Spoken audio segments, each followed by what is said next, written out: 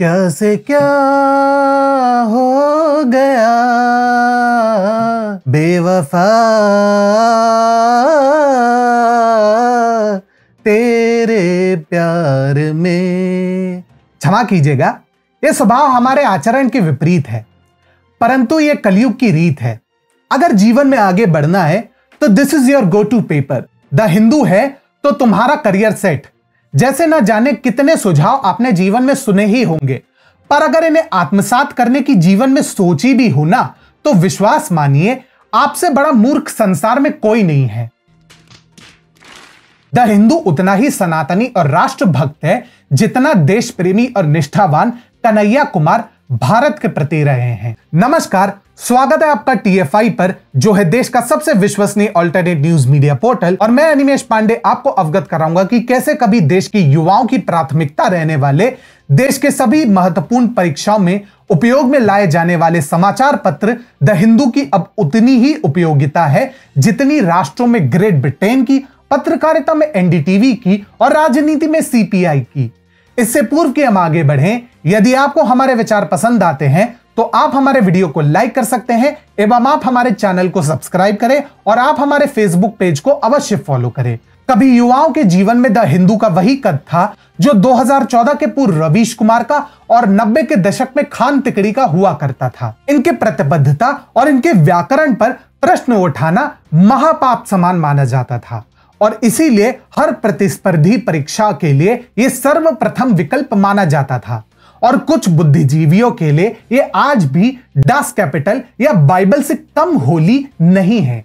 समझ जाइए इनका महत्व। अब द हिंदू की उत्पत्ति कैसे हुई? द हिंदू एक साप्ताहिक पत्रिका के रूप में प्रकाशन हेतु वर्ष 1878 में 20 सितंबर को आरंभ हुआ। यह दैनिक के रूप में वर्ष 1889 में आरंभ हुआ। यह भारत के शीर्ष दैनिक अंग्रेजी समाचार पत्रों में से एक है। भारतीय पाठक सर्वेक्षण के 2014 के सर्वे के अनुसार यह भारत में पढ़े जाने वाले अंग्रेजी समाचार पत्रों में तीसरे स्थान पर रहा है। द हिंदू प्रमुख रूप से दक्षिण भारत में पढ़ा जाता है और केरल एवं तमिलनाडु में सबसे अधिक पढ़े जाने वाले अंग्रेजी दैनिक समाचार पत्रों में से एक है। वर्ष 2010 के आंकड़ों के अनुसार इस उद्यम में 1600 से अधिक लोगों को काम दिया गया है और इसकी वार्षिक आय 20 करोड़ डॉलर से अधिक है। इसकी आय के मुख्य स्रोतों में अंशदान और विज्ञापन प्रमुख हैं। वर्ष 1995 में अपना ऑनलाइन संस्करण उपलब्ध कराने वाला द हिंदू प्रथम भारतीय समाचार पत्र है। तो फिर ऐसा क्या हुआ कि अभ्यर्थियों एवं युवाओं में पैठ बनाने वाला द हिंदू धीरे धीरे CCP के मुख्य पत्र के रूप में परिवर्तित हुआ? बेटे, लवपुरी या प्रयागराज एक दिन में बनकर तैयार नहीं हुआ था। परिश्रम लगता है, लगन लगती है। ऐसे ही द हिंदू की लंका लगने में काफी परिश्रम लगा था, जिसका कारण एक ही थे, संपादक महोदय N राम। इनकी कुंठा नेक्स्ट लेवल थी भैया। मोदी आया सत्ता में तो आया कैसे? पत्रकारिता जाए तेल लेने, हमें तो ऐसे नीचा दिखाना है, और लग गए भाई साहब फेक न्यूज फैलाने में। और द हिंदू में जो क्लास था उसे नाले में फेंक कर कचरे की सड़ांध पेश करने लगे। इन्हें देखकर एक ही प्रश्न मन में आता है, जब ऐसे लोग साथ में हो तो शत्रुओं की क्या आवश्यकता? विश्वास नहीं होता तो राफेल से उठाकर भारत चीन संघर्ष, बालाकोट, गलवान घाटी, कोविड, कुछ भी उठाकर इनकी कवरेज देख लीजिए। द हिंदू भारत के लिए कम, शत्रुओं के लिए बैटिंग अधिक करता प्रतीत होता है। उदाहरण के लिए 2020 में द हिंदू ने पूर्व सांसद थुप्स्टान चेवांग के हवाले से कहा, पेंगोंग सो झील के छोर पर चीन ने भारतीय सीमा में प्रवेश करते हुए नई पोजीशन पर कब्जा जमा लिया है। चेवांग के अनुसार उन्हें यह जानकारी लद्दाख में LAC के निकट रह रहे निवासियों से मिली। बॉर्डर पर स्थिति बहुत खराब है।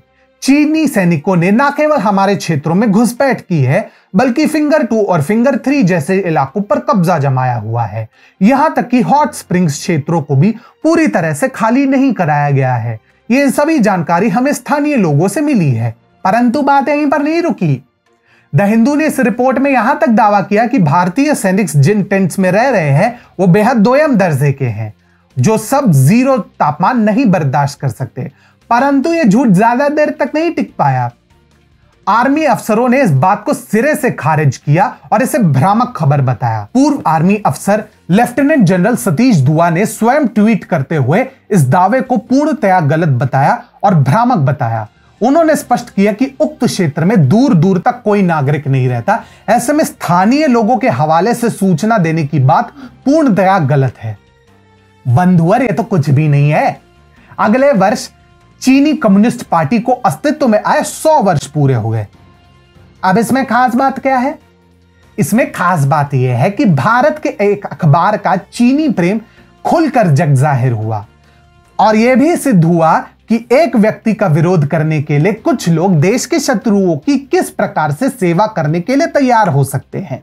द हिंदू कम्युनिस्ट पार्टी के 100 वर्ष पूरे होने के उपलक्ष्य में एक पूरे पेज का विज्ञापन लेकर सामने आया। कमाल की बात तो यह है कि द हिंदू के इसी विज्ञापन में भारत में स्थित चीनी राजदूत का संदेश भी लिखा हुआ है, जहां वे कहते हैं कि कैसे चीन के कारण आज विश्व प्रगति के पथ पर अग्रसर है और क्यों विश्व को चीन का आभारी होना चाहिए। 2020 में तो इसी समाचार पत्र द हिंदू ने चीन के नेशनल डे यानी 1 अक्टूबर के अवसर पर एक लंबा चौड़ा विज्ञापन निकाला था, जहां पर चीन की भूरी भूरी प्रशंसा की गई थी। भाई, चीन से इतना प्रेम है तो लिख लो छाती पर, आई लव जिनपिंग। ये निष्पक्ष पत्रकारिता का ढोंग हमसे ना झेला जाएगा बंधु।